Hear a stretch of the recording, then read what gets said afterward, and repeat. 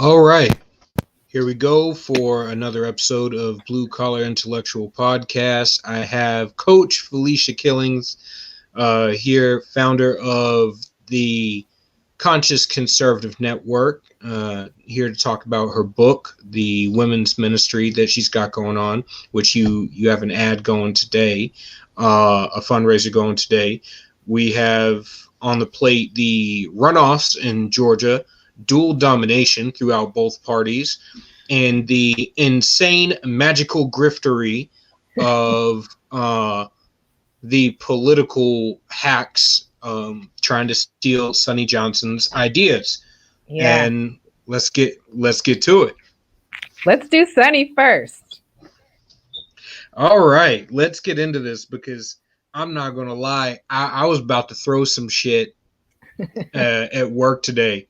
Getting into work and having a nice, wonderful day, and then seeing all that griftery happen. I'm like, y'all need to get slapped.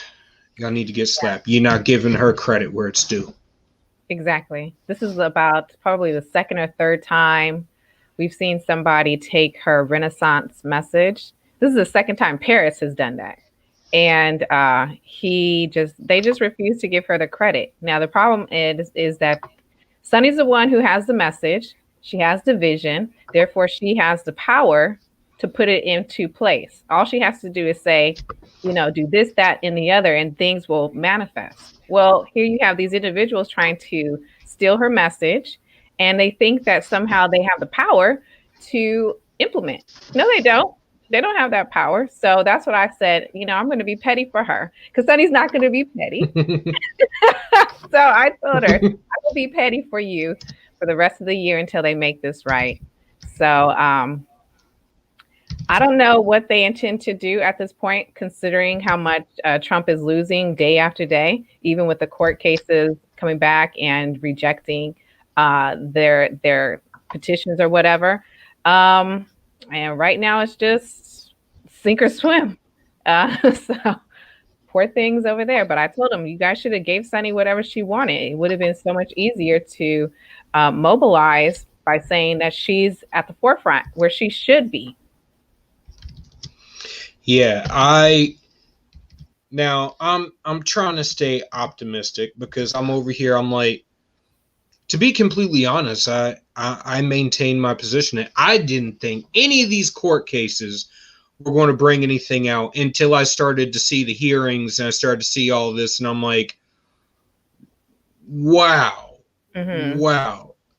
And it's not that the fraud doesn't exist. It's not that the crazy stuff doesn't exist and it's not legit. The problem is, unlike any other court case, you're working on a time frame. And you're working on a very, very short time frame of a court case that normally would probably take a couple of years to prove. Right. Well, however, it's like she had that same struggle out here in Georgia a couple of years ago when she was trying to bring the cases against Brian Kemp.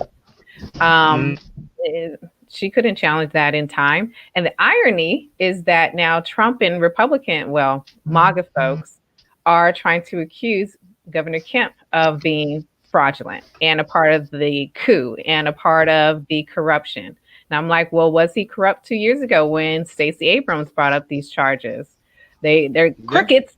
When I bring that up, crickets. So I said, well, I'm going to apply my principles equally. So. Yeah, I try to apply everything equally. I try to call balls and strikes as we should. Yeah. And as I'm looking at everything going on, I'm like, y'all had a chance. Y'all really did have a chance. You could have done anything. We had 4 years to absolutely kill it on this battlefield. Yeah. And it's like my thing is apply basic battle strategy to politics, which shouldn't be hard. Every political marketing firm and business firm in the world has read The Art of War. It's not difficult.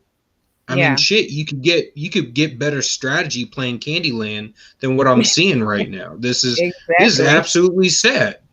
I mean, we should not be here. Exactly. And I think sometimes conservatives assume that I'm denying voter fraud. And I've already said that that already exists. You know, Black Americans have been talking about it for decades, and we ignored them. We told them it's in their head.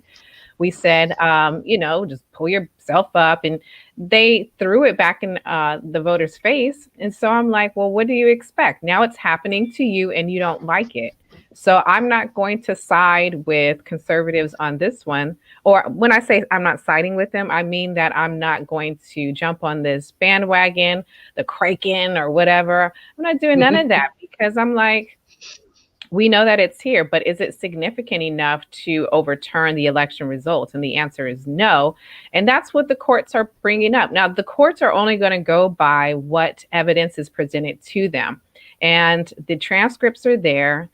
Trump and his team, they're not presenting substantial evidence. They have individuals who have lied. And so that's going to taint the rest of their so-called evidence. So if they're not even going to be bold enough or straight up enough to present the courts with irrefutable evidence, the courts have to throw it out. That's just what they are going to do. So it's interesting to see how conservatives are now calling the courts corrupt, even though Trump has appointed and anointed some judges. I asked conservatives back on November 6th, I think it was 5th or 6th.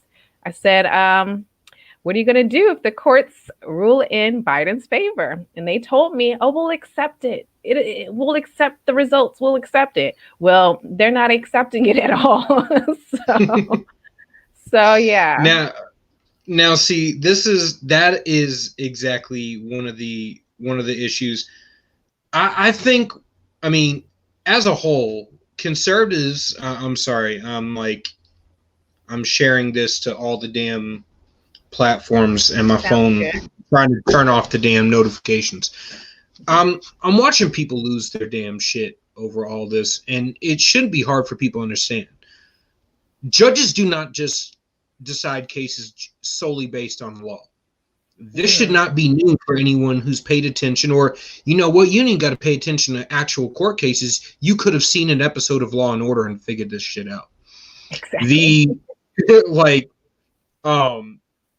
Judges judge based on multiple different things. They judge based on the actual case that's brought before them, how it's argued, and they got to judge based on. I mean, if you bring a case, you could have an open and shut case, and you could argue it wrong, and you could lose the damn case. Exactly. And then you also got to judge based on the evidence in the existing law. So, I mean, the angle that you take towards a case and how you argue it is just as important as the evidence that you have. And you have to submit documents on time. I mean, they are to the letter of the law. And if Trump and his legal team cannot respect law and order, then law and order is not going to respect them. I just find it ironic that everything that was pushed out from our side is now hitting us in the face so fiercely. But it should be a huge wake-up call. And unfortunately, you know, the camp is just going through it. And I'm like, well, either we can pivot or we can have a pity party. Yeah. I mean, what do we expect at this point? There's this blind trust in institutions on the right. And not so much now as there used to be, but it's like we're coming to grips with the fact that the institutions that we hold so dear, you know, cops, firefighters, Department of Justice, we all romanticize the FBI and CIA, you know, the James Bond, the spies, the Jack Reacher. We love this shit. These are our heroes. Yeah. This is our protected class. You can't disparage these people. And we ended up pushing ourselves into a scenario where we're blindly accepting that these were institutions acting on their own, and we forgot to look at the fact that the policy has allowed these institutions to basically act when they want to act and not act when they don't want to act. So Yeah. everything comes back to policy. Bad policy allows people to do whatever the hell they want, and Yeah. that's what you get. And now the law, the written law, can be weaponized against whoever the state wants to do it.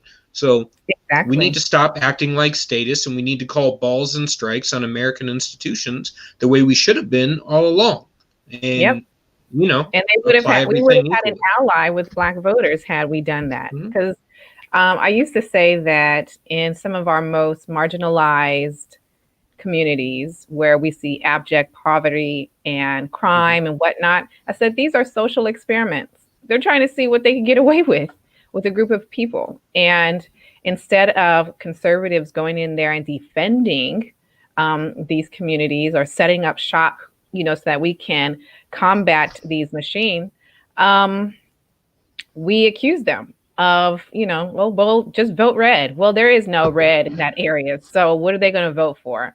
Um, so now we are being confronted with our own talking points, our own stigmas. We're being confronted with all of the things we've been pushing out for decades. This is the year of reckoning, and either conservatives can pivot and start to make allies with Black Americans, or Yep. they can continue down this path where, I mean, at this point, folks are so wild. I just read this tweet from this individual saying that Lynn Wood, who is one of the conservative lawyers, is now asking the president to declare martial law. Like, this is what I'm talking about. And they're getting petitions, they're getting signatures for Trump to do something like this. I'm like, so you guys are willing to go full on communism, full on authoritarian government, all because of an election that you don't like. So now they're beyond status. They're now Yeah. into, let's just have a full on one rule government in one person's hand. And I said, that's ridiculous. That's not how our country functions. So now we have to check ourselves in our own backyard, and we have to point things out and say, this is not conservatism. Otherwise, really, what are we conserving? And how do we think the camp is going to expand when we have people on our side asking for something so ridiculous? Exactly. I'm finding us in a position where we've gotten so far from our principles.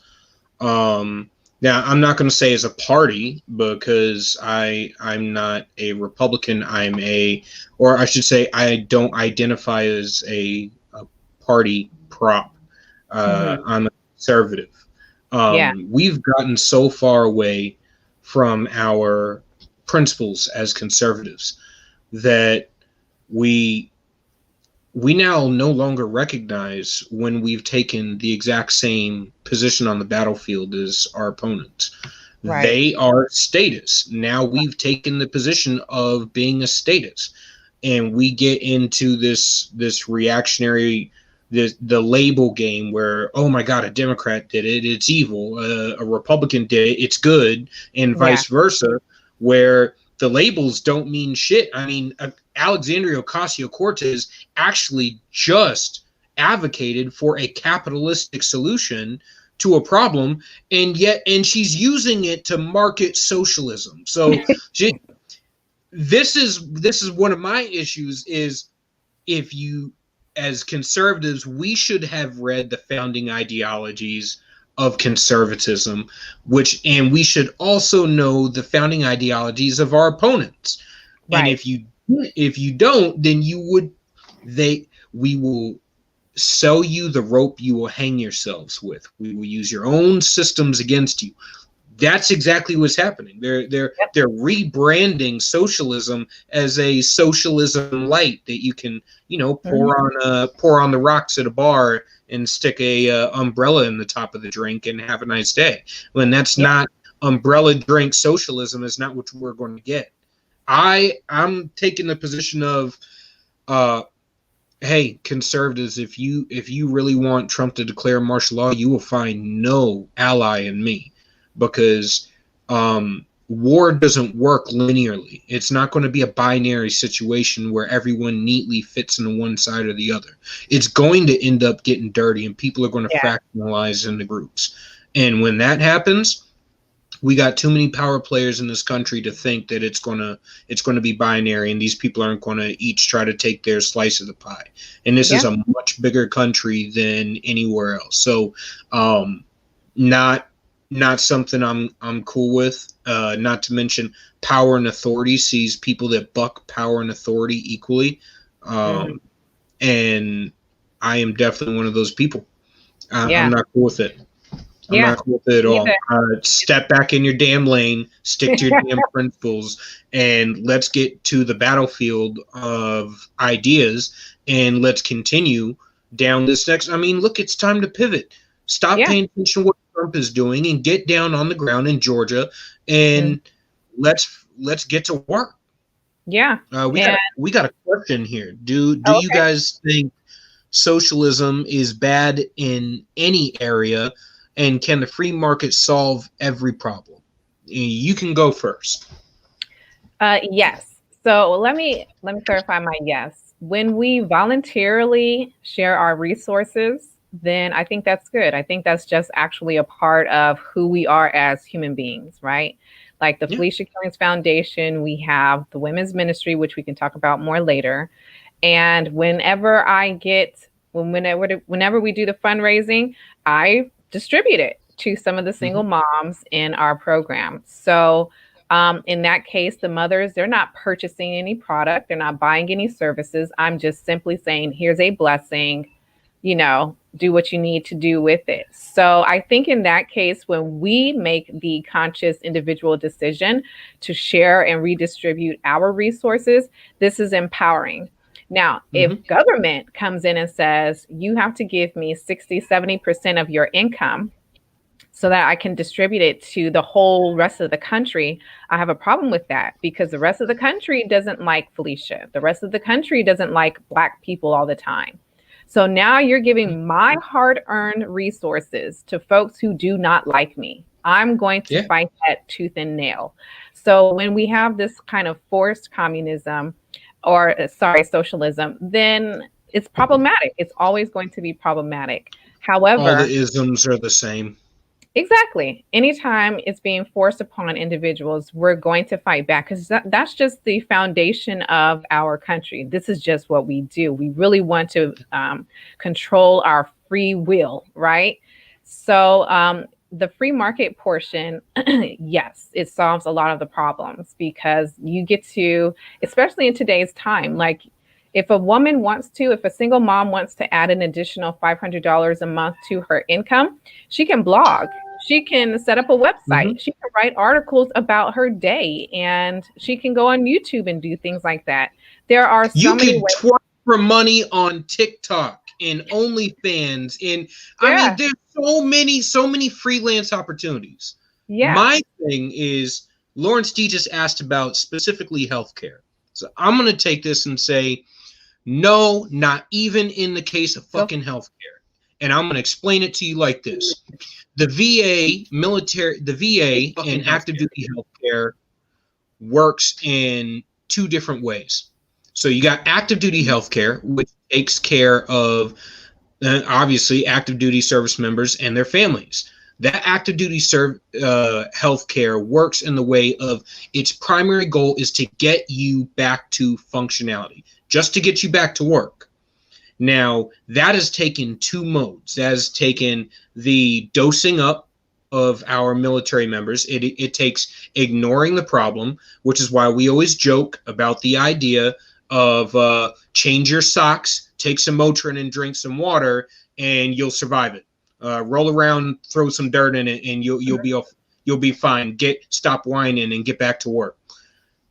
And when that doesn't work, they up the dosage to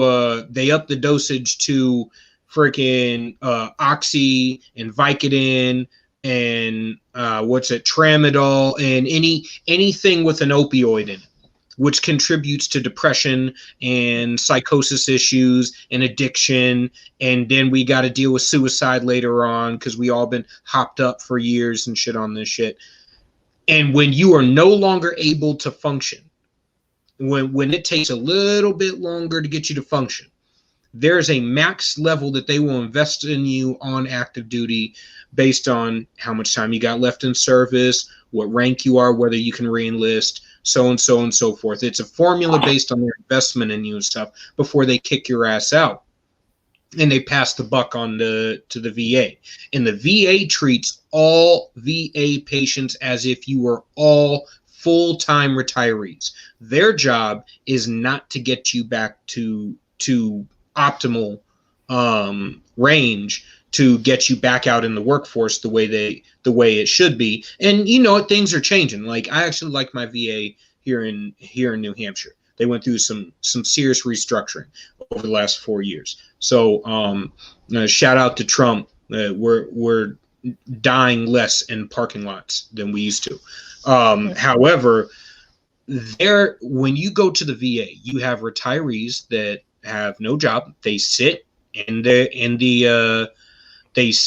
damn pharmacy for like hours on end waiting for a prescription. I mean, that even happened on active duty. You could go to the BAS to get a prescription, or you go to the Naval Hospital and basically get a prescription. I was in the Marine, so the Navy does all of our healthcare. You can go to Naval Hospital and sit there for 4 hours waiting for a single prescription. You get out, and in the civilian world, it's like, all right, well, you come in, you get your checkup, you wait weeks or months to get your damn checkup. Then you get into your checkup, and it's like, oh, well, in 3 months you'll have an X-ray. Okay, and in 3 months from that, we'll have you come back and we'll look at the X-ray. And then 3 months later, oh yeah, you need a knee replacement. Okay, a year after that, we'll actually come in here and scan you for the knee replacement and go through all the bureaucratic procedures and shit. And then we'll get you in here, and that entire time you're being dosed up along the way. Okay. Okay, and it's like a continuous passing the buck down the road, and it's not productive. Socialized healthcare doesn't work for the military. You'll see any veterans going, "Oh my God, the VA is fantastic. I would not ever like to go to a civilian doctor somewhere where they actually give a shit." Because the VA can actually tell you to fuck off too. So, and that happens too. But I'm going to take a different route. I'm going to provide you the opposite. You want socialism at a workable level. It's called a health share. Health shares were exempt from Obamacare, and you can opt into them and opt out of them. They work very much the way the private healthcare system used to work without the government intervention. Each health share has a mission statement, just like any business would, and they have a plain read cover sheet that tells you what you can and cannot be covered for. And you sign on the dotted line and you pay for it. My health share that I signed up for, I know of a couple, Liberty Health Share, MediShare, both are Christian conservative organizations, and you can go to those health shares. And I think my last Obamacare quote after getting out of the military was somewhere around $1,600 to cover me, my wife, and my 3 kids. I looked at the health share is going to cost me less than $5 to cover my entire family. Less than $5. Now we don't like to go to the hospital. I hate going to the hospital. Yeah, absolutely hate it. But what I say is there is a level of good regulation that can exist, but the overall government control of it, the single payer programs, all of them have an aspect of rationing and government control, which means there is you're not getting your health care if we don't think you're valuable enough to spend the health care on you. It just happened in Britain to a little kid a couple years ago. And if you look at Ezekiel Manuel's Complete Lives program, he starts to decline you off of health care at 41 years old. And by 75, you're completely fucked. You're done. You can't get health care privately, and you can't get it friggin' publicly. And just so you know, there's never a pure monopoly on anything, because the elitist will always keep something special for them. Same way We all have to go to public school. They're trying to get rid of private schools and charter schools and stuff. They're trying to get rid of charter schools, but they have no problem keeping the very, very expensive colloquial private schools around for their own kids to go to. Right. So, which is where I say, you know what? I have no problem sending my kid to public school because at home I'm doing the work to make sure they get the rest of their education properly. So I keep my son reading. Throughout the summer, I knew we might be still into this shit. He kept reading. He plays chess on a daily basis. He reads books on a daily basis. He actually enjoys making PowerPoints about God knows what, but it's all fiction, astronomy and Greek mythology and all sorts of cool stuff. And he's a really impressive kid. But there are solutions that you can accomplish without having the force of government. You don't need to ask somebody to put a gun to your head to act right. I donate to charity every freaking year. All right. And I donate what I can pay, not the government telling me I have to pay a certain amount based on their formula of what they want to use. I personally don't think that that's it's not financially feasible. And if you look at it, the more the government says they're willing to pay, the more all these private organizations up what they're willing to charge. And it's a never-ending cycle where they keep like, they're willing to pay here, we're going to raise it to just here, and then boom. And it just keeps on going. Yeah. It just keeps on going. It's a never-ending incentive. It happened to education. It's happened to everywhere that the government has tried to manipulate the market. Instead of manipulating the market, provide basic regulations that force the healthcare industry to operate in the market properly. Price transparency for the doctor, for the hospital, and for the prescriptions. Right? That will force them to have to compete with each other. Stop allowing them to have a hand in writing the fucking regulation. What kind of dumb shit is that? I'm going to let the car mechanic tell me I'm going to let the car mechanic write the regulations on what he is or is not going to be covered by my insurance. What sort of, that makes no sense. That makes no sense whatsoever. No insurance company would let me write the insurance on what's going to be covered. Well, I think there needs to be a level of common sense where we say, force them to have to compete in the marketplace like everyone else does, and you'll get a better product at a lower cost, more widely available to everybody. When you start making exceptions for this one and that one and this one and that one, hey, I live up here in New Hampshire. Minuteman Health System was the nonprofit up here, and they provided the entire New England, Boston, New Hampshire, Vermont, and Maine area. And they basically cut prices in half. Obamacare, regulatory wise, kicked them right out of the market. Now we have a cartel where those that don't understand basic economics, you have monopolies, and then you have cartels. They're the conglomerates of healthcare agencies. They're I think 5 or 6 of them in the country, and they all basically split up regions, and they all have government contracts and stuff like that as well. They even contract for the VA and government employees and TRICARE, and it's like United Healthcare and all that different stuff too. But it's a cartel, and they basically go, hey, you know what? If we all work together to get this passed, we all get a larger profit share. That way we don't have to share with all these smaller innovating companies, and we get to just, decide things between ourselves. It's okay if we compete here and there. 1 year you're up on me, 1 year I'm up on you. It's like a very polite way of, pro wrestling. I'm not actually going to hit you in the face with the chair. I'm going to make it look like I'm hitting you in the face with the chair. Yeah. So that's good. Yeah, I'm not too savvy with the healthcare discussion, so I tackle what I know. Well, I mean, free markets, and that's what's important.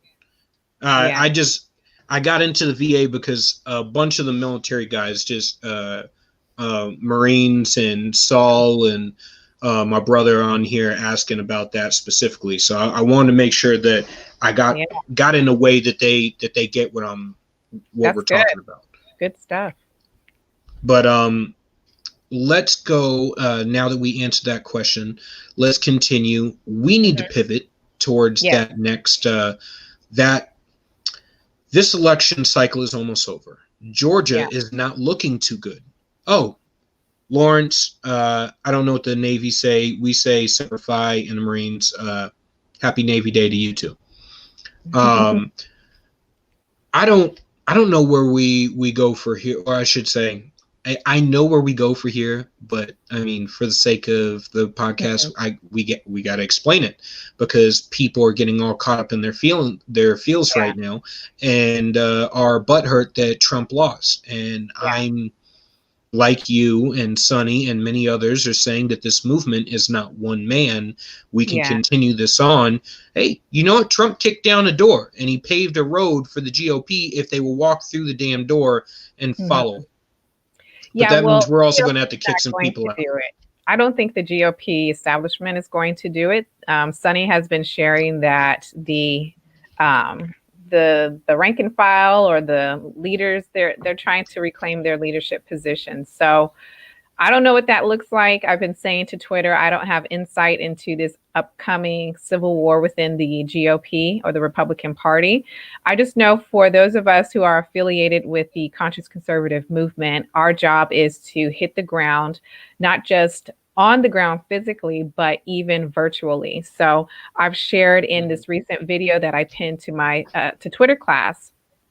I said we are going to do aggressive evangelism, and that's going to include aggressive content creation. So we're moving in that direction because we need to get the message out in such a powerful way so that when the next election comes around in 2022 and 24 and whatnot, more people are affiliated with the message and they know what can be expected if they decide to latch on to a more right wing, I guess you can say, ideology.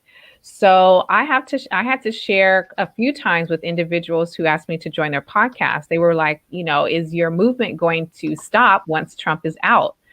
And I said, no, this movement didn't start because of Trump. This movement started because I was having conversations with folks and they got out of pocket in assuming that Black people did not need to be affiliated and whatnot.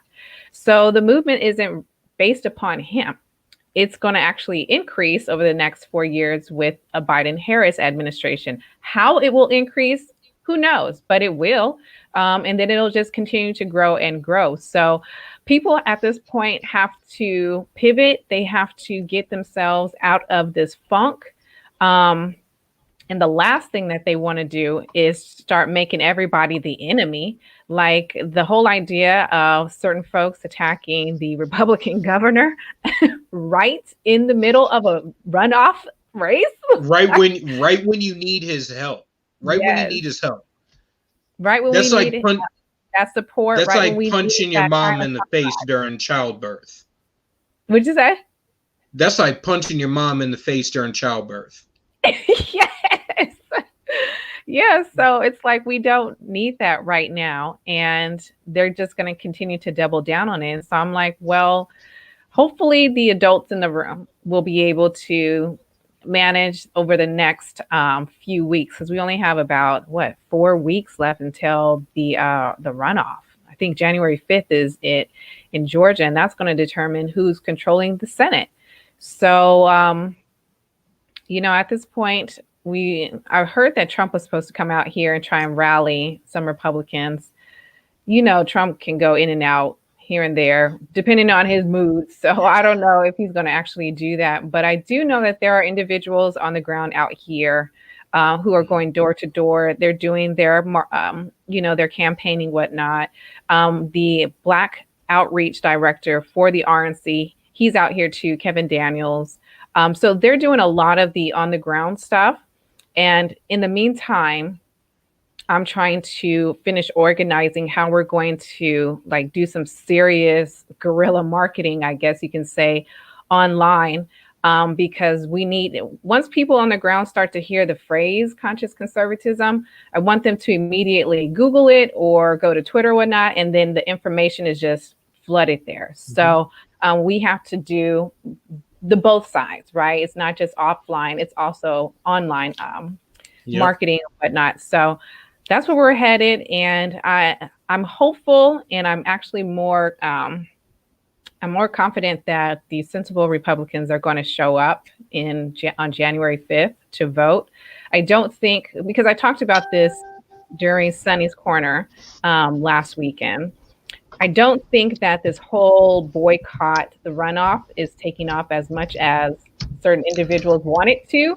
I think it's been squashed mostly because some of the more high profile individuals have said this is basically really dumb and don't do this. That So dude can get punched in the mouth.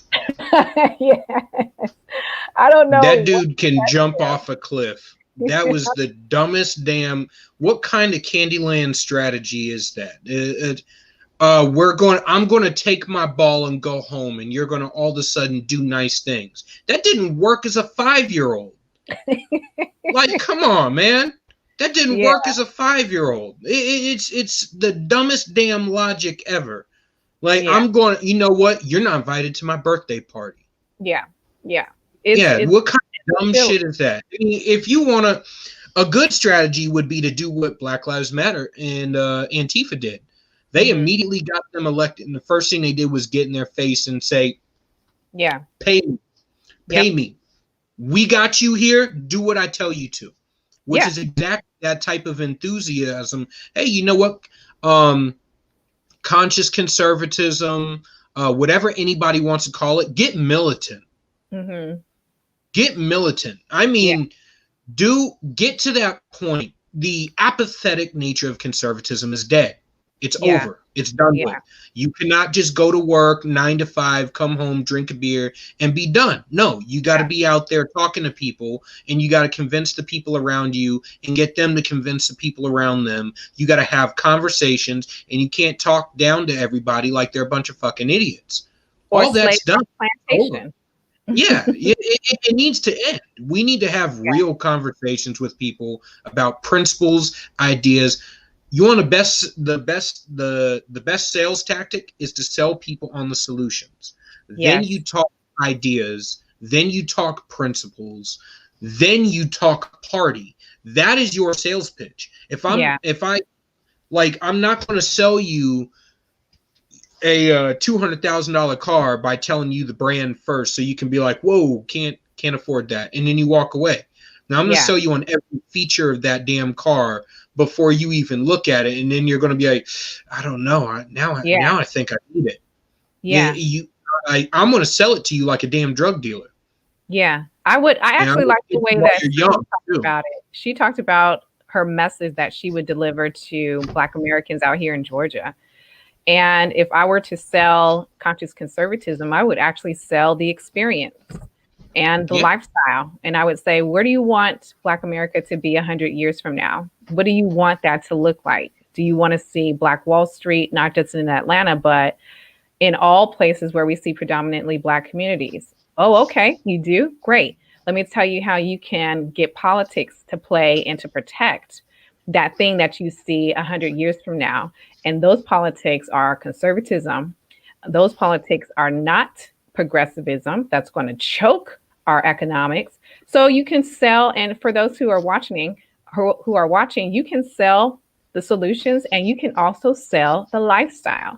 And then, as you were saying, work backwards and say, these are the individuals who are going to help protect our future, because quite often conservatives are more focused on right now as opposed to decades in the future. Whereas on the other side, they have the next 100 years planned. I mean, they're looking progressively. That's what they do. Whereas we are more so focused on, the here and now, and that's problematic. So yeah, there's a way to do this, and those who stay connected to the movement and our network, especially in this next coming year, will be doing a lot more training just to help them craft that message. yeah. Socialism has always worked on 100-year platforms. Yeah. It's the reason why why we continuously get our asses kicked in negotiations with China and Hmm. Russia. Hmm. And I mean, it's partially their negotiation styles of If you ever played poker or any card game with a Russian or Chinese guy, they always play like they have all the cards. It's Mhm. it's a very stoic expression on their face, and Yeah. it's kind of hard to read. Well, they do the same thing in negotiations. They work on a 100-year plan, so they know we work politically in 2 to 4 year election cycles, Yep. and our entire political dynamic in this country can change in a single election cycle, like it might very well do this time. Yeah. And all they have to do is wait out the hard ass until they get somebody softer on foreign policy. And Yep. undoubtedly, that's exactly what just happened. Yep. That's exactly what just happened. The fact is, most of these conspiracy theories we get caught up in aren't actually conspiracy theories. It's the intersectionality of common interests, Mhm. Mhm. and that intersectionality is what we seem to keep ignoring. Mhm. I mean, we continue to act as if everything's some big, Alex Jones government conspiracy. The aliens are coming and they're going to snatch up the kiddies and take them away and all Yeah. that stuff. When in reality, it's just everyone has common interests, and those Yeah. common interests align. And Yeah. in order to be able to change that, you need one of two things. You either need a long-term plan, or I'd say you need two things. You need a long-term plan, and you need to be able to sell people on why their common interests are not really aligned with the people they're aligned with, or Mhm. why their common interests are more aligned with you. And Exactly. that comes with selling yourself, then you sell the product. Yeah, exactly. So if people can get to that place to where they are, and I guess I should say, when we're talking conspiracy theories, I guess people can find truth in everything here and there. But I'm just like, does that conspiracy give you immediate solutions to tackle and to win? If it doesn't, throw it to the side and let's move forward with something else. Um, but people can get to that point to where they are so knowledgeable about something as it relates to the ideology, and then just go from there. I think too often conservatives are trying to know all things related to Mm-hmm. every single topic, and it's like that's not how this works. Like, for example, I'm not knowledgeable about the whole Medicare for all. It doesn't make sense to me. I'm going to come from the perspective of, are you eating right? What's your diet like? Do you exercise? So I'm going to come from a Yeah. different perspective as opposed to individuals. Preventative health care. Right, right. And then if I don't know something, I go and ask the Holy Spirit, heal my body. Mm-hmm. You know what I mean? So I'm not going to be knowledgeable about the healthcare topic. And I don't pretend to be, right? I'd rather say, oh, well, go to Julian and talk to him about that. Or if it comes to, how can we find good journalism, I would say, well, go to Jeff Charles and talk to him about Yeah. that. You get what I'm saying? Like, everybody has their specific grace and their specific expertise. And that's what Yeah. makes the whole conscious conservative movement and network so powerful, because I'm not trying to solve all these problems on my own. Everybody is functioning in their grace and calling. So I think for conservatives, as they get into the battlefield of ideas, or just having conversations with their family, friends, or coworkers, just go with what you know and don't Yeah. pretend to know every single thing. And have dialogue, have Yeah. conversations. But I would hit home hardly that you have to ask folks, where do you want to see America, your America, 100 years from now? Because I can tell you, the whole idea of conservatives in our camp asking for martial law. Are you kidding me? That Like, that's not that's the not America that I conservative. want. I don't want that No. nonsense, that kind of authoritarian stuff. So if we don't want that in the future, then stop professing it right now. Stop accepting it simply because our guy is, in power, I Yeah. guess you can say. So, um, I'll so yeah. say it once again. Greatest president in America's history is George Washington, Mm-hmm. because he's the only one that gave up power. Mm-hmm. The only one that had the ability to become a king and walked away from it. Yeah. I can't remember a single person that survived attempting to do something like that in history. And Yeah. Marcus Aurelius was actually killed for that. So, Yeah, kind of a big fucking deal. Yeah, it is. I'm not okay with martial law because I'm sorry, but as much as I like Trump, he's not as conservative as most people think, which honestly is one of the reasons I actually like him too, because he's more tempered.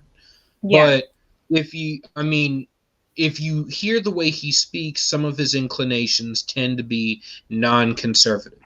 yeah, And it's because, like a businessman, he will take whatever route he needs to get to a specific destination that he yeah, has in mind.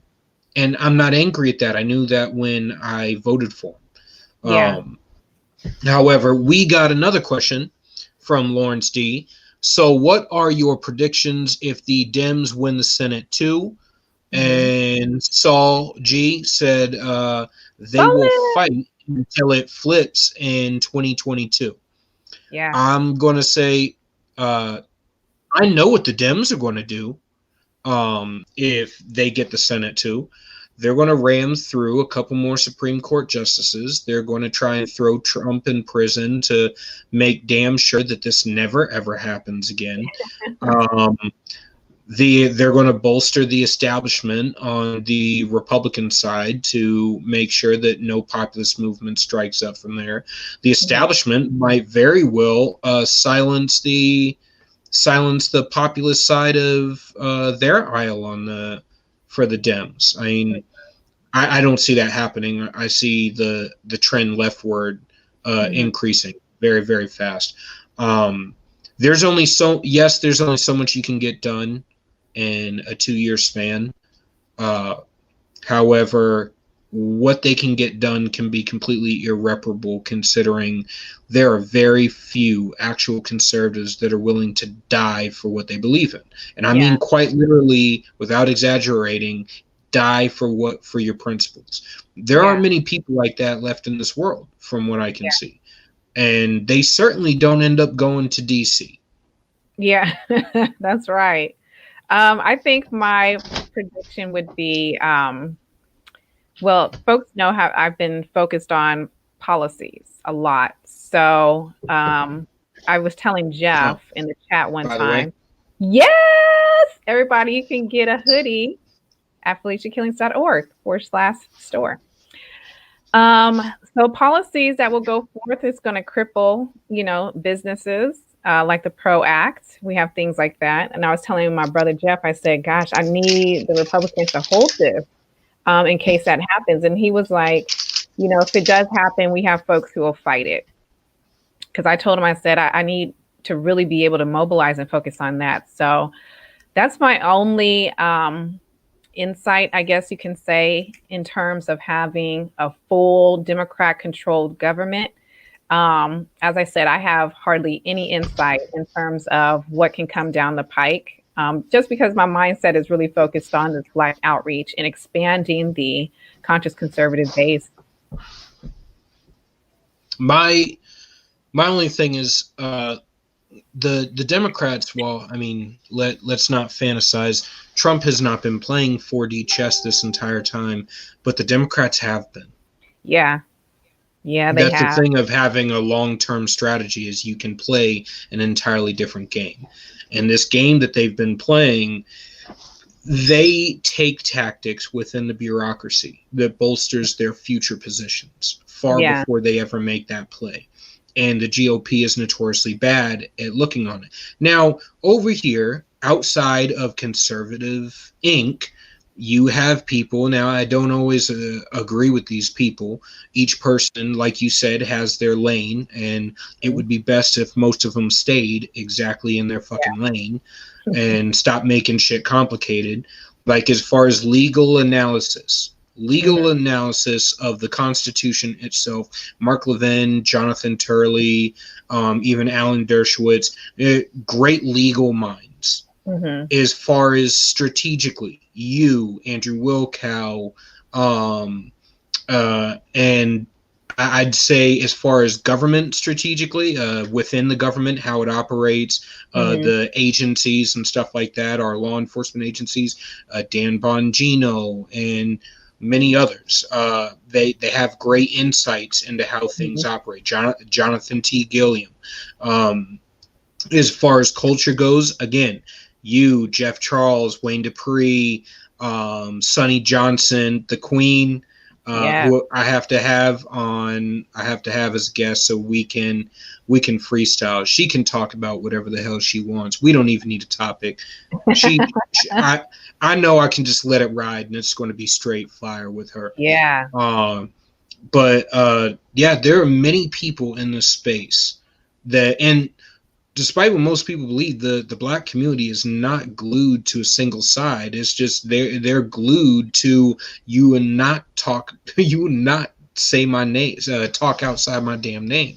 You will not call me outside my name. You will not talk down to me. And I completely understand that, because the idea there aren't many people in society that will vote pure principle and take the fact that you're treating them like shit. Yeah. I mean, even at the most recognizable time during Reconstruction era, where we knew what policies were helping us and we knew what people were talking down to us, but we accepted the policies that were helping us because they were helping us, even though both sides one side didn't give a shit and the other side didn't like us. So this is not that time when you got pure constant media saturation of one side hates you and only one side supports you. Yeah. And only one side's present. Exactly. You're gonna take what you got. Exactly. That they're going to flex their power. Now, imagine, I was thinking this while you were talking about the different folks who have their lanes. Imagine if once a year, all of these brilliant minds got together for, I don't know, like a 3-day, 5-day summit, and we just hashed it out with these ideas, like the solutionary summit. Oh, like the solutionary summit. Yes. Majtor. You see what I'm saying? Imagine if it happened on the RNC level. Now we're talking something long term. Now we're talking something that's actually going to work. Well, they're not going to do it because they don't value Black voters. And there's just too many of us over here on this side who are pro-Black. They don't value the principles all the way through, because if they did, many of them would have been out a long time ago. So they don't even value the principles to their damn bank account. Yeah. See? I've said for years, you know what? If you want to convince the establishment, you want to convince anybody in DC how to get anything done, show them where it affects their wallet. The same way you would anybody else. You show them where it affects their wallet, bet your ass you'll be getting bills passed. Yeah. Yep. Like, if I can tell the GOP how my tax plan, my tax cuts would fatten their damn wallet, or the corporations would get a better market share, they'd make more money than having sole market share in a third world country. Hey, and having their production over there. If I could sell them on that, they're going to take it. So show them how it affects their wallet. And you can show how sticking to your principles is going to make you rich. And people are going to be like, oh, principles are nice. Yes. It's a business. Politics is a business. And it is. Who know how to work it are going to do fine. And I think so often people don't see how principles can function there.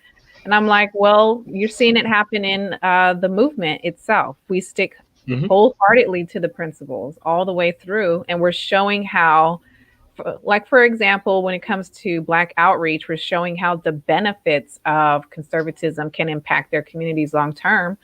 Well, people are going to buy benefits. And that means if we get an increase of voters on this side, well, these individuals who want to protect their large companies, they're going to get to have that. Do you see what I'm saying? Everybody is like working together, but if folks are going to be stuck on stupid, we're not going to accomplish anything. And unfortunately, we're seeing a lot of stupid.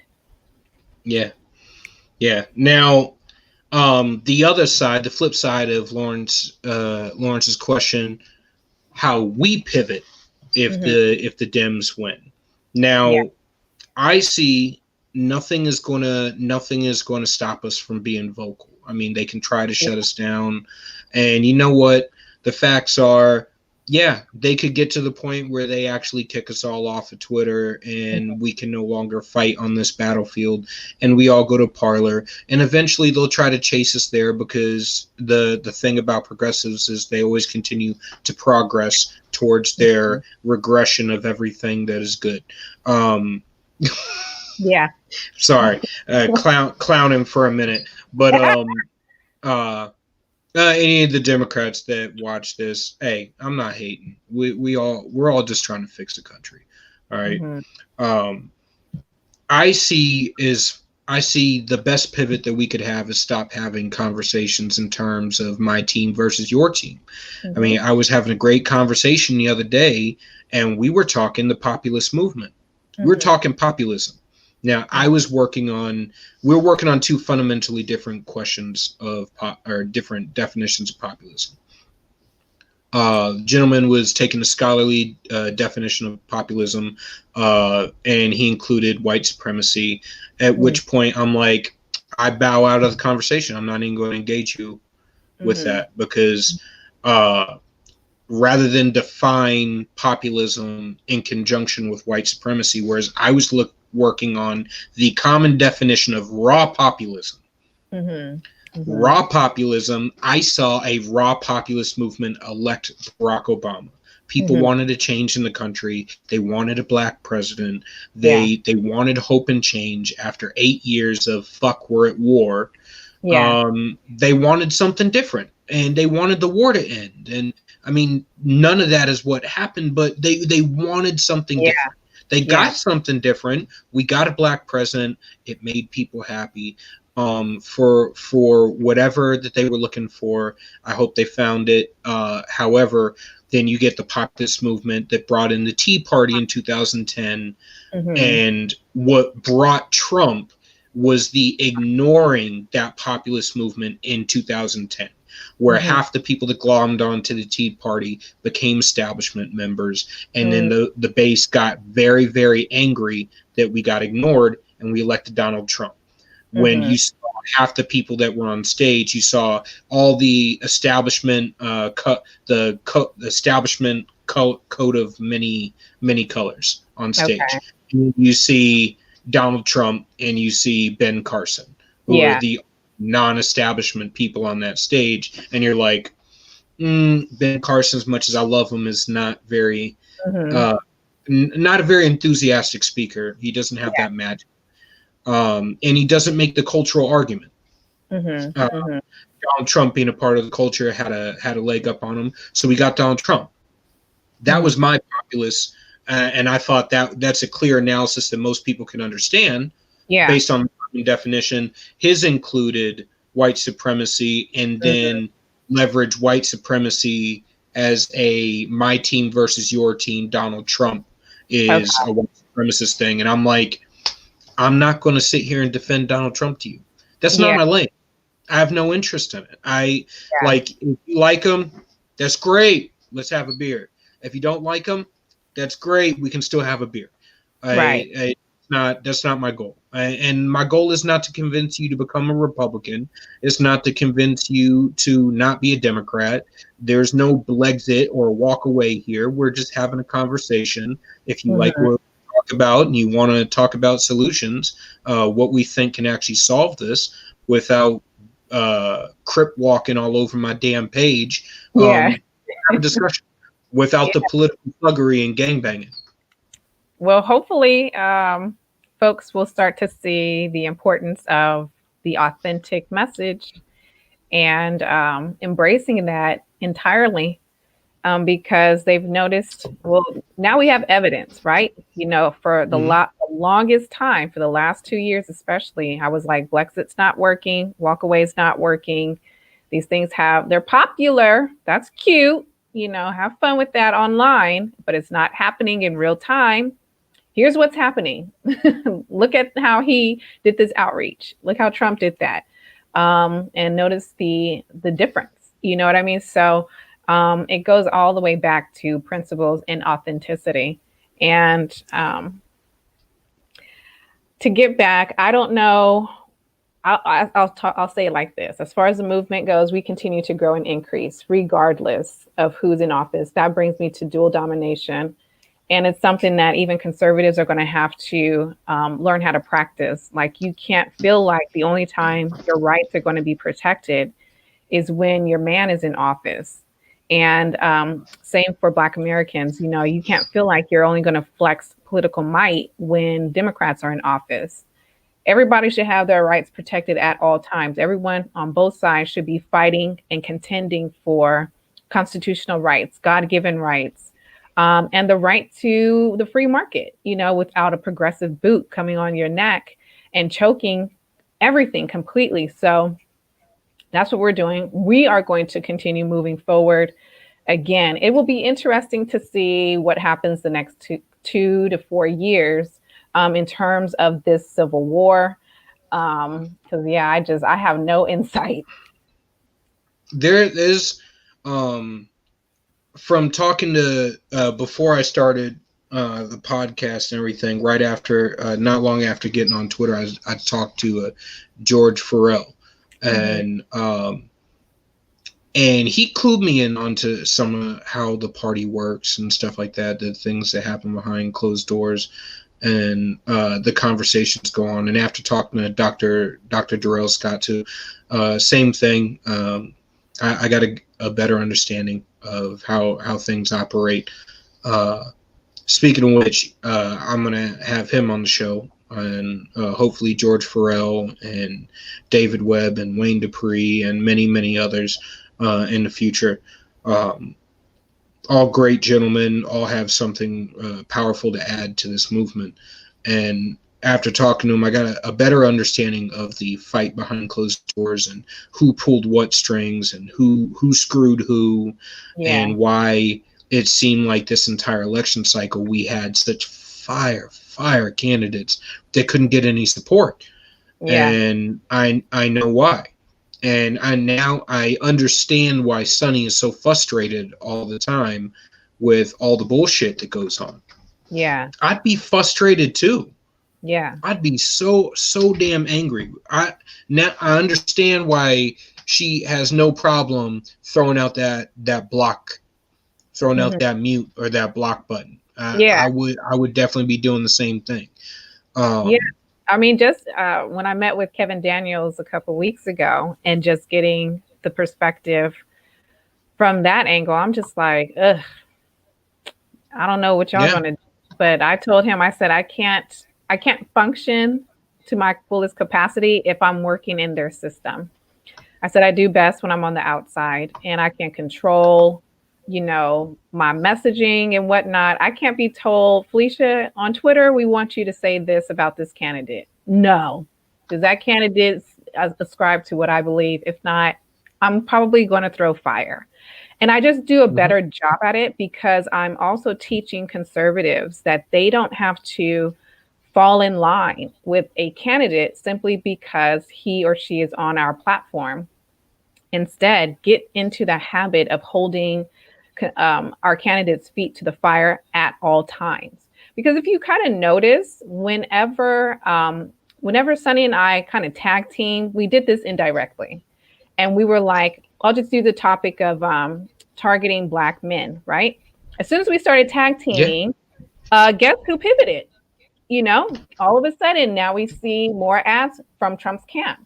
So it's like I'm going to speak for myself. I do a better job on the outside and making them recognize the voices that are out here and what the people are thinking and saying. And then I'm okay with yelling at them. I'm okay with being the bad guy sometimes on Twitter because we get results. And so I'm like, if 2 women can do this on Twitter, then imagine what 100 of us could do, or 1,000 voices like this. Or do you see what I'm saying? Now, all of a sudden, we're starting to get the establishment to do what we want, or at least a candidate who was big enough, like Trump in this respect, to pivot. So I function very well in this capacity. But Sunny, she has the insight and she has the power to do things at that other level, if that makes sense. So that's why I'm like, you guys need to get her whatever she wants. And I'm going to keep demanding that until we see it happen. I am a right now I'm working outside trying I am going to kick down the door and walk Mhm. inside of it. And I know very well what room I'm standing in. I mean I've lived in a largely white suburban area. I've lived in the middle of the hood, and I know very well. And then being in the military, I know I'm very aware of where I happen to be standing at the moment. I know what approach is going to work at the moment. So I understand that some approaches work differently with other people and whatever. So um, my thing is making the pitch. Yeah. I can make the 30,000 foot pitch. I can take everybody's ideas and put it into a coherent plan where people understand where all of us are coming from Yeah. and have an idea of what is happening. Uh, that large view. Yeah. Now, that broad view with everything that is going on right now and seeing the civil war that is happening in both parties simultaneously, both Yeah. two populist movements, I think one of the most powerful things that we can do as conservatives is bring those two populist movements together. Mhm. And that comes with having a message that is not everyone over there is a socialist Right. and them not being able to put everybody over here into the category of white supremacists or neo-Nazi or whatever the flavor of the month is at the moment. Right. Um, and that means that we have to change our messaging. We have to change how we present ourselves. And that means Yeah. the people who are standing at the front of this fight need to not be the same people that got us here. Yeah. They need to be the new people. Yeah. You cannot continue to fail and still have a job. A lot of Yeah. people need to be fired. A lot of the gatekeepers need to be fired, Yeah. and there are a lot of people that are in Hierarchy power. problem, depending on which camp we're talking about. Some folks are getting fired indirectly. So, yeah. I'm glad. I'm glad that some of these people are just not going to. Their phone calls are just going to stop being taken, which is completely Yeah. fine with me. I mean, I tried finding the value and Mhm. some of the other things going on. And without going too much Mhm. deeper into that, I just didn't see the value there.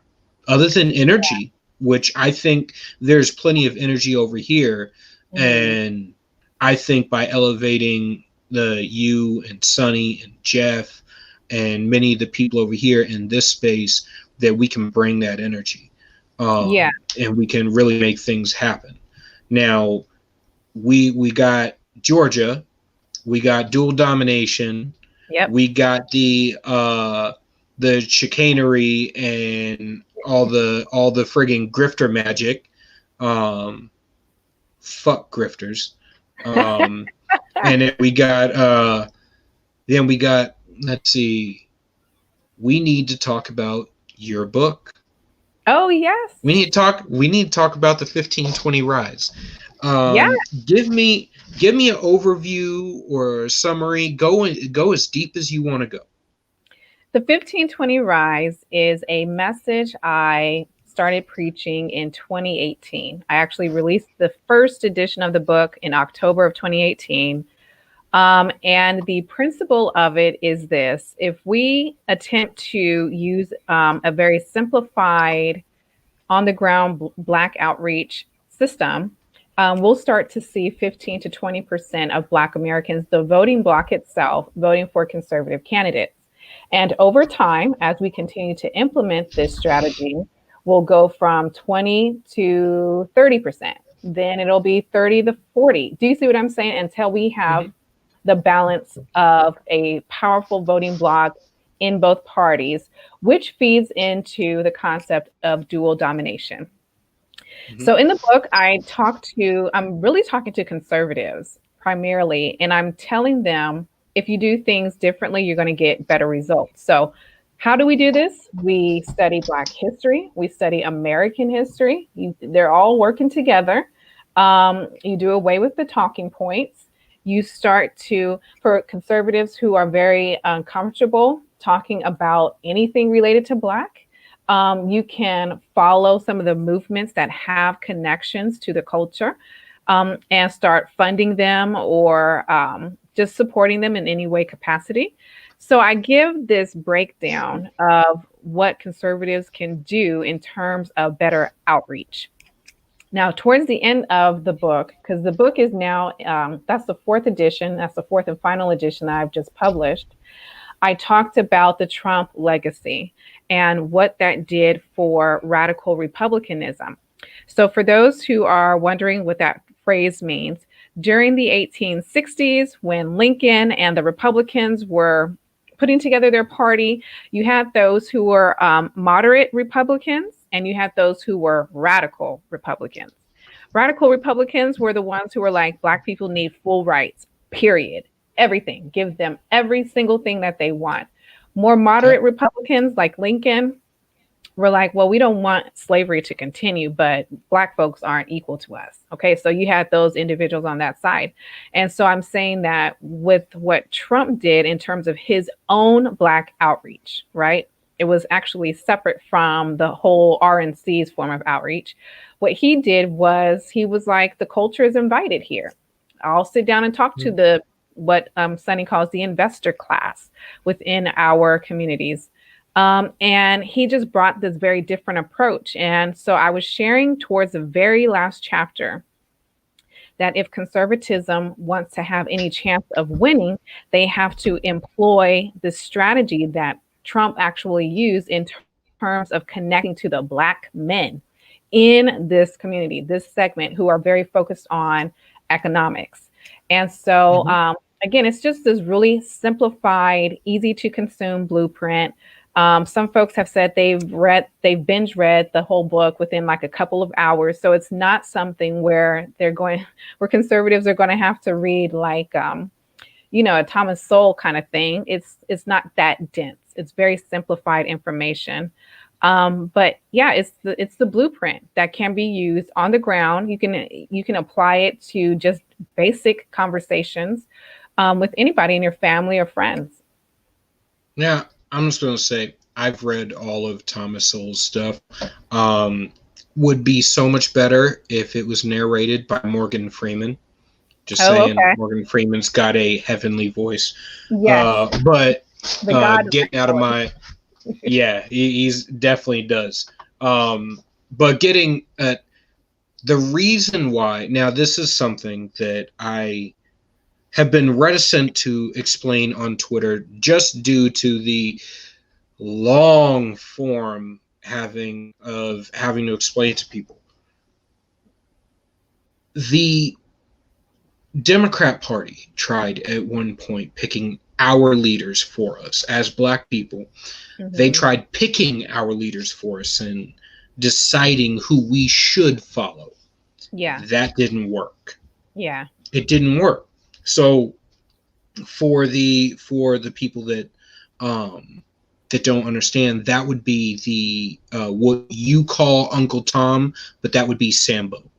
That would be that guy, the subservient guy that they use to manipulate us. That is not who we follow. The people that we voluntarily follow were the original character, the actual Uncle Tom, or the Crispus Attucks, or the Nat Turner, or the Malcolm X, or the Dr. King. These are the people we naturally follow and we choose to follow. And then the Democrats, having learned this lesson much, much longer, a long time ago, and that goes with the Republican role models that we had: Frederick Douglass, Booker T. Washington, George Washington Carver, Carter Woodson, all of the Marcus Garvey, all these conservative icons that we have within the community. We followed them voluntarily. You didn't tell us we should follow them and then put them relentlessly in our face. Yes. What you are doing now is the worst strategy ever. You cannot force Black people to like Candace Owens. Right. Don't like her. You cannot force us to like Larry Elder. You cannot Right. force us to like Thomas Sowell or Walter E. Williams Right. or Harris Faulkner or any of the rest of them. Right. Or Paris Denard. If any of these people were successful, they would have gotten you 30 to 40% of the party, the community decades ago. These people have all been on the scene since the frickin' 90s. Okay, Yeah. so I'm sorry. I'm sorry to tell you. I mean, some of them have done great grassroots work when they first came on the scene. Some of them actually had their hands in some pretty big stuff, but they're not the people that we're going to voluntarily lead because out over the years they started talking like the establishment GOP. Mm-hmm. And just Mm-hmm. like the populist MAGA movement does not like the establishment GOP, the majority of the black community does not like the establishment community either. My Exactly. cousin in Houston says it all the time. He would vote Republican if Republicans were actually conservative. If the GOP establishment got kicked out of the damn party, he would vote Republican in a heartbeat. Mm. Because when he looked at the ticket this year, he's like, man, socialism is on the ticket, and I can't get with that. Yeah. I can't get with that. Yeah, I'm not going to go into detail about how he voted and all that, but his point was socialism is on the ticket. I don't trust any of it. He goes, Right. I don't like Trump, but I like the results. Right. I Right. like the economic results. That Yeah. friggin' love language that men have is economics. It's what Yeah. we can do. It's our future aspirations. So Yeah. inspiring us to our better angels. And that's what I brought forth Or fatter wallets. 25. Yeah, I brought that message there, and I'm not, downplaying any other segment within this voting block, but I'm saying conservatives can start there.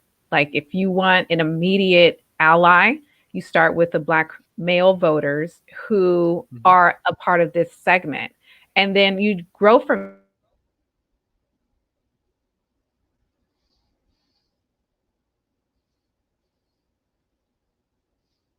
Is everything still working, Rose? Oh, we're back. Huh? Yeah, you're back. I got you. Oh, okay, good. But yeah, just starting right there. And so I encourage folks who are just looking for a place to get started, go purchase the 1520 Rise and, just see where it takes you from there. We'll be doing a lot more teachings with that. I'm going to ask Maj. He doesn't know I'm going to ask him, but I'm going to ask him anyways, if he'll let me do some kind of workshop at the next Solutionary Summit where I talk more about the 1520 Rise this next round. So it's good stuff. I cannot wait for the next Solutionary Summit. It's going to be fantastic.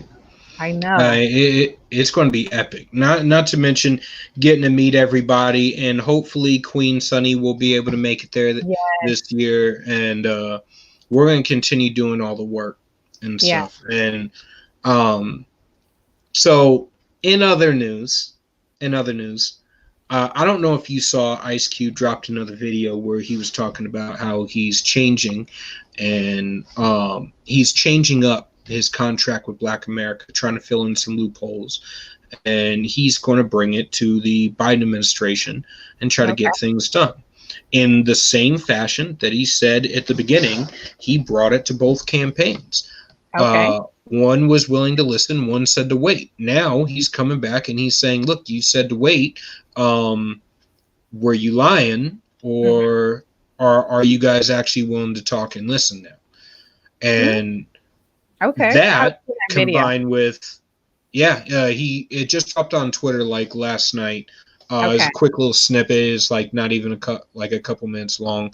And he's basically saying he's been staying offline and trying to work on it behind the scenes because Twitter can get toxic. I mean, you saw the backlash he got, and Lil Wayne got, and 50 Cent got, which I thought Sonny's. I'm not gonna lie, I got caught up in the whole friggin' after Ice Cube did it. I was like, all right, this is a man who's active in the community. After 50 Cent did it, I was like, oh, okay. What? I was like, oh well, he's a rich dude. The logic of he doesn't want to lose his money made a whole bunch of sense. And then there was Lil Wayne, and I was like, oh, okay, again, another wealthy guy doesn't want to lose. I don't see him being very active within the community or whatever, but Ice Cube consistently is another Right. one Right. who uh, I watch Killer Mike's movements closely. Killer Mhm. Mike moves like 90% conservative, but Yeah. yet he backed Bernie Sanders. Yeah. The So irony. somebody needs to have a conversation with Killer Mike and find out why that is, because this dude, when I look at his movements are like chess, not checkers, and Hmm. he's making big money moves and establishing black banks and stuff and trying to build up the community and buy back the block and all this great stuff. I'm loving it. Yeah. I'm loving it. I've been saying for day one, I'm like emailing the damn White House, get Killer Mike in the Oval Office, get Killer Mike in the Oval Office, get Killer Mike in the Oval Office. Why the hell aren't you talking to this dude? Yeah. He's pro Second Amendment, pro business, fucking real estate developer now. I'm like, dude, this is friggin' fantastic. I'm not sure if he's Co-owner of a bank I believe now. he is. Yeah, now he's the owner of a bank, so he's in finance capitalism, which is Yeah. something that the left hates. So I'm like, how are y'all not talking to this dude? How Yeah. are y'all not talking to this guy? He's like the more moves he makes, the more he's trending with you, and then seeing him on stage with friggin' during the Revolt Summit, I'm Mhm. like, y'all, he just agreed with like Candace Owens' entire argument. Yeah. Like he just agreed with her entire fucking argument. She was getting pitch slapped on that damn stage by friggin' by T.I. and shit, and the whole audience was Mhm. about ready to pull out tiki torches and pitchforks and take her to Yeah. task. And friggin' Vaseline and razor blades, and then all of a sudden Killer Mike's like, yo, shut the hell up. She's right. She's Hmm. right. The history is there. The facts are there. And Yeah. I don't even like Candace Owens. She's Yeah. like the she's like the mega grifter. And my Yeah. statement about grifters still stands. But the fact that Killer Mike could agree with what she was saying and all the facts she was laying out means you need to have his ass in the Oval Office. You should be having him on the damn Senate floor testifying. You should be Hmm. talking to him and finding out why a guy who 90% of the time agrees with you is not siding with you during an election. And that That goes for the majority of black men. If we agree with you 90% of the time and we are not voting for you, you should be slapping yourself in the face trying to figure out why. Yep. That's the only way that we will start to win. And that's why I say go target that segment within the population and then let everything else kind of flow from there. But if they don't do it, um, I mean, what can they expect except another defeat? So, Yeah. So what is the fundraiser at right now on your Twitter? I want to yeah. shout out. I want to let people know. Go to Coach Felicia's Twitter, the Conscious Conservative Network, and support this fundraiser. Let's help these young women out, and voluntary agency. We're gonna practice what we preach and show our conservatism. Vote with your dollar. So every month we do a grocery blessing for some of the single mothers who are affiliated with our network, and I'm putting together more of the structure. Really, this whole idea of the grocery blessing came out from this interaction I had with one of the single moms in Twitter class. And I was like, well, let me see if I can get the beloveds to help you out a little bit here, maybe send some money for groceries. And the beloveds just came through big time. And so then other mothers I would come in contact with. And so I was like, well, let me send you this blessing. And it just kind of encourages them, to continue believing God for whatever it is that they need. So in 2021, we're actually going to move into a more sophisticated structure where we'll have more moms who are signing up for our future communal living program. But for right now, we're keeping it small. We and everything's still working. We're good. It's Yep, choppy. yep. We got you back. Continue. Oh, yeah. So for today, we're doing this final fundraiser where we're raising. I think we're at $800 left to get some final groceries to the moms for the rest of this year, and then next year, we'll continue with this process. So yeah, the whole idea is basically what I talked about before. It's us volunteering ourselves to help those who are in our communities, or as I say, in our network, just to give them an act of love, if that makes sense. So it's not just saying, we love you. Here's, good luck with life. It's like, here you go. Let's see what God can do for you. So right now we're doing the grocery blessing today. Okay. Um, Go ahead and give a couple examples of some things that the Conscious Conservative Network are doing. I'm a member. Coach Yeah. Felecia is awesome. Lots of content that you're dropping. Give a roundabouts of some of the content that you're dropping with the network. Some type of things that you're doing to help out the people in the network, and things you're doing to move this conscious conservative movement forward. Certainly. So, for those who join our Conscious Conservative Network, you can go to consciousconservatism.org. And what we do is we share original and curated content that focus on Black history. It focuses on leadership development. We're going to talk about blogging and podcasting. We'll talk a lot of about the ideology and whatnot. Basically, it's that communication network, and it's an opportunity for those who want to grow and increase. We're not an echo chamber whatsoever, so you can actually come to that area, which kind of functions like a social media app, and you can join different groups or you can join different cohorts. And it's just really a learning community. So we have different network professors. Starting in January, we're actually going to move to a more monthly subscription where folks can subscribe each month. And like I said, it's just that place where you're going to get all the information that you need, as opposed to, having all of our great content scattered everywhere. So, for example, Sunny's on Sirius XM. Well, people have to go over there to find her. And, we have our own blogs and podcasts in different places. Well, the network actually brings it all together right there. And so that's where we can have some really great, healthy, constructive conversations without the echo chamber and also without the toxicity that we see on Twitter. So that's what we're doing over there. In 2021, it's going to be this massive conglomerate of a communications channel just for conservatives. And even if you're not affiliated, with conservatism per se, because we do have folks who are Democrat or independent, that's a place for you to just come and fellowship and really get to know the ideology itself a little bit more deeply. So. Now, that is something that I think is valuable because I know a lot of people who are naturally conservative. Mm-hmm. Now, I divide up. You have fiscal conservative. Yeah. Yeah, and that's all money. And then you have legal conservative, which you believe the government should protect and what it should be Mm-hmm. doing based on our founding constitutional our founding documents, Constitution, Declaration of Independence, Federalist Papers, all of that.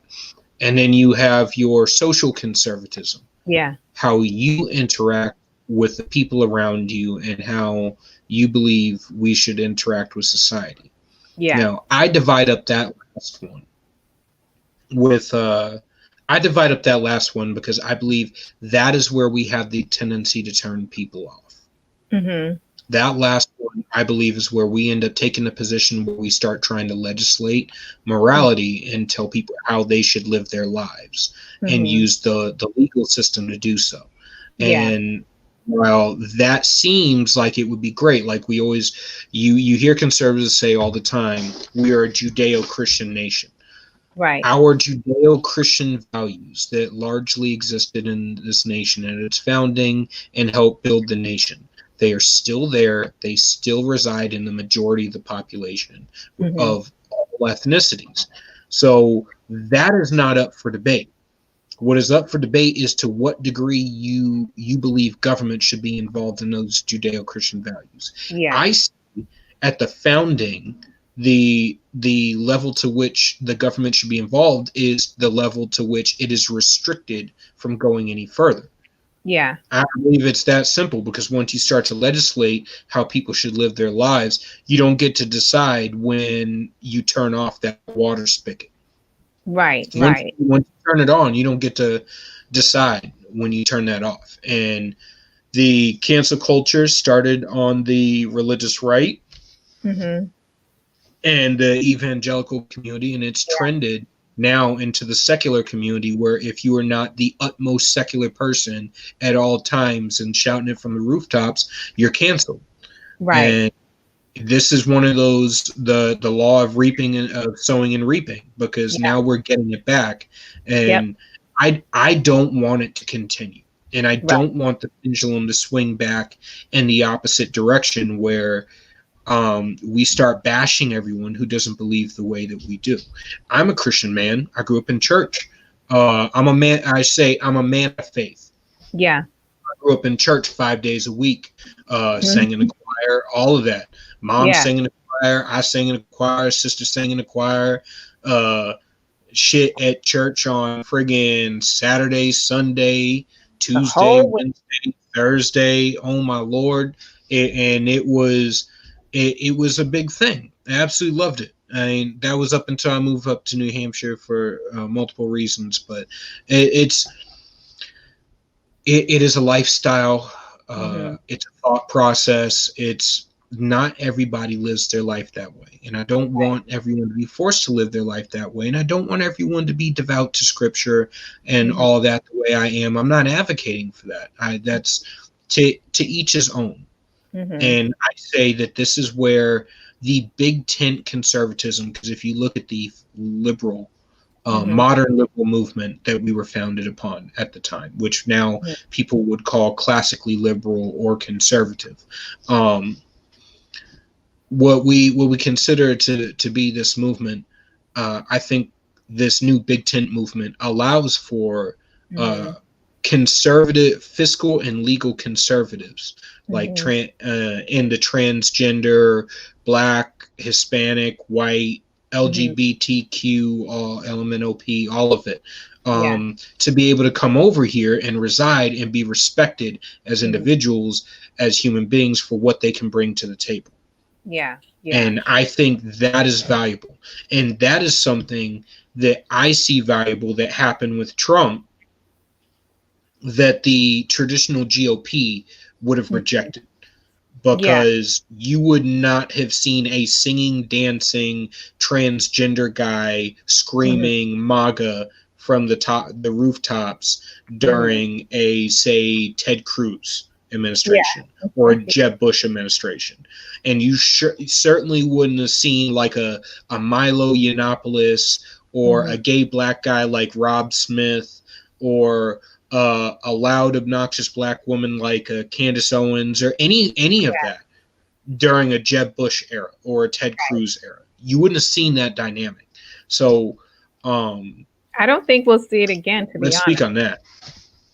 I don't know if we'll see it again, at least not in the near future. When we're Yeah, we talking will. about, you think so? Yeah, we will. When I Okay. run, Oh, okay. I'm Yes, gonna yes, be the. yes, yes. Oh yeah. There you Oh go. yeah. There you go. New I Hampshire, New Hampshire first congressional district in 2022, and I don't know, maybe POTUS in 2024 if I feel like being a bigger asshole. It depends on how much bourbon I have on the day. awesome. Yeah, I think the whole idea is to go back to just the basic principles and allowing people who have different backgrounds to embrace these principles, right? My biggest thing has always been the agendas. And that's one thing I contend. Don't come here trying to push an agenda that the leftists are pushing. simply because you already have a spot, you know? Yeah. That you don't have to come over here and then try and force us to enact an agenda that goes against our principles again. So, we That definitely, happens a lot. yeah, we definitely have no, well, at least I have no problem with diversity. I love it. I'm Black, I'm Yeah. female. Doesn't get much more diverse than that, Yeah. in this space. But when it I'm comes biracial, got a whole bunch of shit melting up inside of me. to our views, I'm not going to say, but yeah. Huh? Did it freeze up again? Yeah, just a little bit. Oh, okay. I was just talking about the agendas and whatnot. So, Yeah. No, we had you right at diversity. okay. Yeah, I was saying that, and then I got to go in a few minutes so I can feed my child. No Um, problem. we have absolutely no problem with diversity, but we want to make sure that our agendas are going to align with the principles that we hold dear as conservatives. Let's at least Mhm. conserve conservatism. Can we do Yeah. that? You know? So, yeah. I I want to. Damn, we need to think of a new name for this conservatism because we're not. I don't think we're actually conserving anything. We need to think of like I don't know. Can we take liberalism back? I don't Can we think so. take liberalism back? Because they didn't take liberalism until the 80s. Yeah, I don't think so. I think conservatism They needs to just be like drilled. hell. We even had blue. We were blue up until the 80s. Hmm. So I want to take all that back. I want it back. Yeah. No, they don't get to keep that because they're progressive. They're progressives now. Hmm. Progressivism, progressing towards whatever. But Hmm. uh, uh, if we stuck to true conservatism, Hmm. there would not be as big of a divide between, like, say, libertarians who believe primarily in free agency and non-aggression, Right. and real conservatives. Right. The same thing with most moderate liberals Hmm. would be Right. over here Right. because most moderate liberals are fiscally conservative, and then but they're socially liberal. Well, socially liberal shouldn't be a problem how Hmm. somebody lives their own individual life Yeah. for you. Like, personally, I know many fiscally conservative, socially liberal people. I know transgender, gay, it doesn't matter. And we have no problems hanging Yeah. out, drinking, having a great time. So there should be no divide over here on issues like that. Yeah. Um, and I don't think we should be stifling our ability to grow this message. Yeah. Now, as a fellow Christian myself, you did fantastic in the brown paper bag Oh, last thank night. you. Shout out to Saul G. Y'all were great. I was very impressed, and I think there were a lot of things that ended up getting said last night. Hmm. So if you guys haven't gotten a chance to check it out, check out the Brown Paper Bag podcast, available on YouTube. Check out Coach Felecia, available on Coach Felecia on Twitter, Hmm. and the Conscious Conservative Network. Check out her book, The 1520 Rise, and let's keep this movement going Yes. because we got a lot of work to do in the upcoming year. Whether Trump somehow manages to eke out a win, which I'm going to still consider it a loss because you learn more from losing than you do from winning. Yeah. And whether we end up winning the Senate race or not, uh, stock up on ammo. Yeah. Stock up on ammo. But other than that, everybody, God bless. Let's keep it going. All We got right. the Solutionary Summit coming up in Miami, and I Yep. believe that was what, February? I'm not sure the dates. I need to get that from Maj ASAP. Yeah, I believe it was February. Okay. Um, we should be having. I'm going to be dropping a website soon. Oh, good. That's going to have a link to the apparel and more content, more articles, more a reading list, because I believe we should not just be reading our own ideology. We should have a Right. very in-depth knowledge of the oppositions. That way we can carry both sides of the conversation. Uh, Yep. and we need to change what we send to Washington. Stop sending politicians, send representatives. Yes. Politicians will always work to their own benefit. Send representatives that will always work to your own Right. benefit. And that will not happen by continuing to vote for the name brand politician in your respective state. It is not going to happen that way. So if you have a name brand politician there, get rid of them. Mm-hmm. I don't care. I don't care if they seem excellent on the surface. I guarantee if you look up their voting record, you're going to be pretty pissed. Yeah. So get rid of them.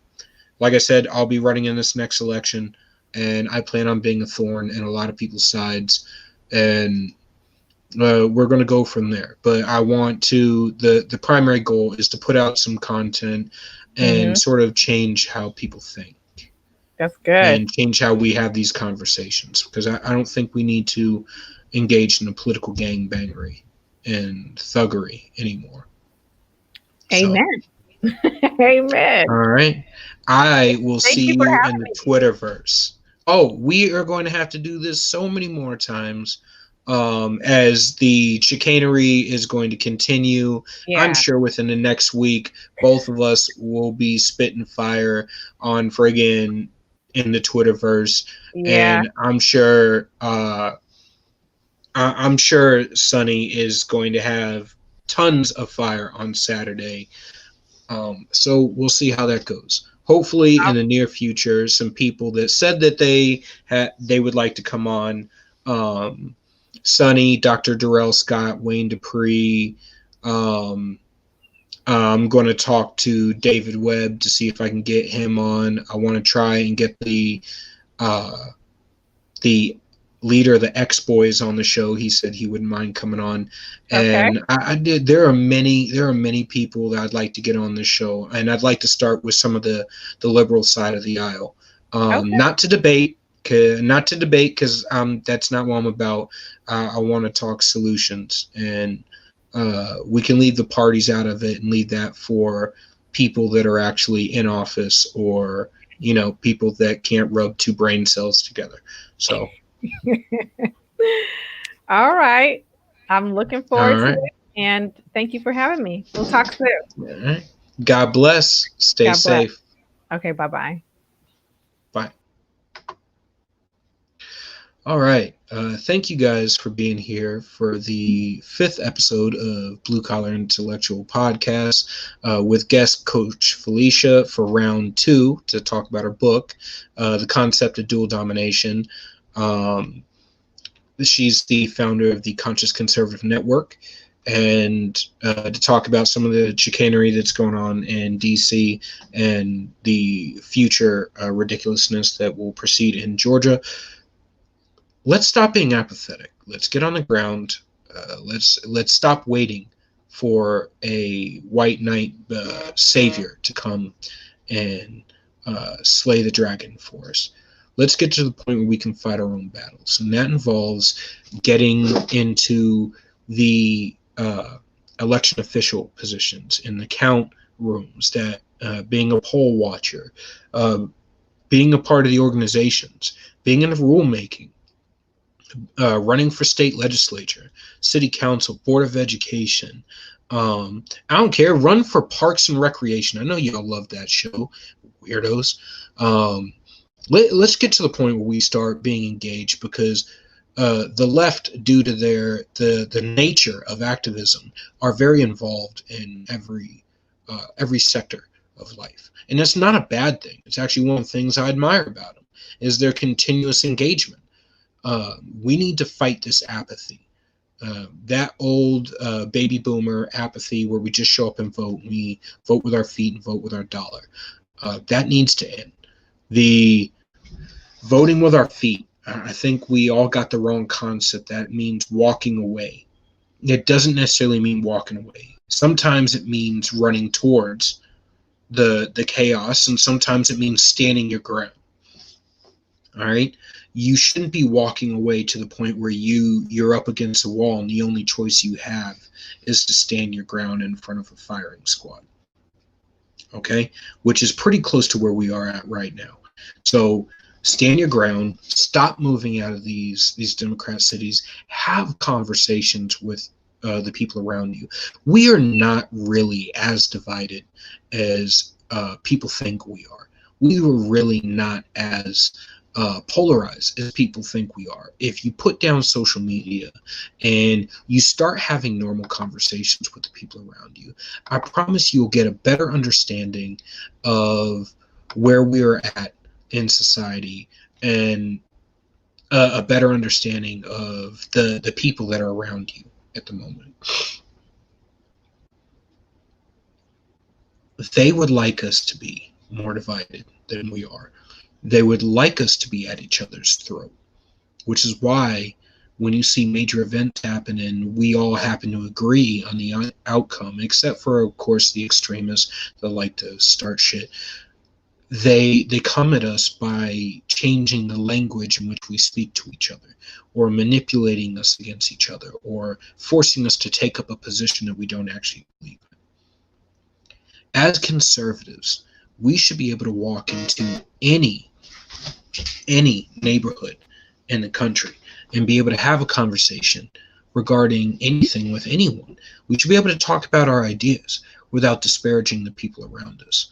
We should be able to talk policy and not talk party, because the my party did that, your party did this, blah blah blah blah blah blah blah.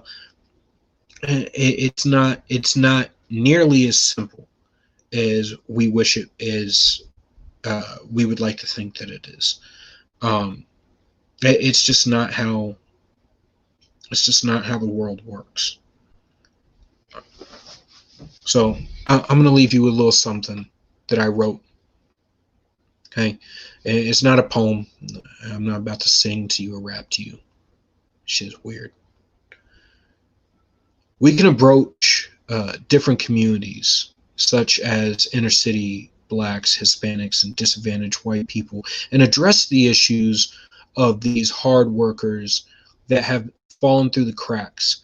We want all Americans affected by these perilous economic times to rise and seize the day with both hands. Americans of all colors, creeds, and religious backgrounds to succeed together. Inspired the ideals of individual liberty, we are inspired by the ideals of individual liberty. We are truly a great nation to which dreams are attainable by anyone not adverse to sacrifice required to achieve them. We haven't always lived up to our founding principles, but have continued to make great strides anyways.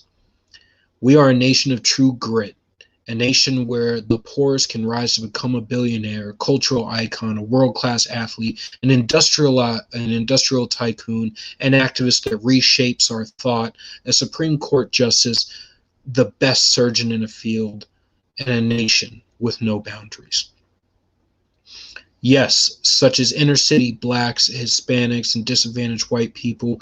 We want all Americans. Yeah. All right. The fact is, we can provide solutions, acknowledge racial and cultural aspects without pandering. We can do better, we can be better, and we must be better. The truth is that as a constitutional Republican form of government, the solutions to most problems are not only more easily addressed, but legally at the local and state level. The closer to home the solutions are, the more likely they are to address the issue wholesale. This is also where you have greater impact and control over your elected representatives. There's a difference between a politician and a representative. A politician considers themselves ever the governor and acts solely in their own interests. A representative considers themselves among the governed and throw themselves into the fray and sacrifice for their constituents. Many of those elected are politicians. We need more representatives. in office at all levels of government. Unfortunately, change will not come by voting for the same thing you've had for decades, or the same type of leaders that we've had, professional speakers that do nothing. We must move forward together with grace and with love towards each other. We do not have to agree on everything, but we do have to be civil and work together. Our common goal in society is to be better. The greatest method of achieving this better world that we have a responsibility to leave to our children is to inspire each and every person to move upon their better angels and act upon their better angels. This means after all your needs are met and your wants and desires are met, contribute to charity, be active in your community, love your neighbor and your brother, be a steward of the men around you. I chose to do this every year. I donate to different charities and try to help people, specifically the people closest within my circle where I have a better idea of how to be effective. We are a better society than many of the people, the punditry, the politicians, the power brokers, the bureaucracy would have you believe. Because the idea that we are a worse people gives them the license to be able to interfere in the everyday activities of the citizenry. All right. Thank you for being here for the 5th episode of the Blue Collar Intellectual Podcast. I hope to have you back sometime. Again, watch, subscribe, share with your friends, share with those you love, share with the people that you admire and you wish to hear this message, specifically the last few minutes of this podcast. God bless, and we're going to leave you with a going out the door message. All right? And what kind of player am I? Am I an offensive man or a defensive man? That's right, I'm neither. I play my opponent. If he likes to attack, I force him to defend himself. If he's a cautious man, I draw him into dangerous waters.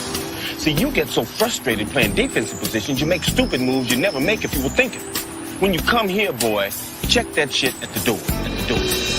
I'm at the top of my game, cut the check. Somebody better king me, I'm the best. Let's play a game of checkers. Better yet, the game don't love nobody. Let's play chess.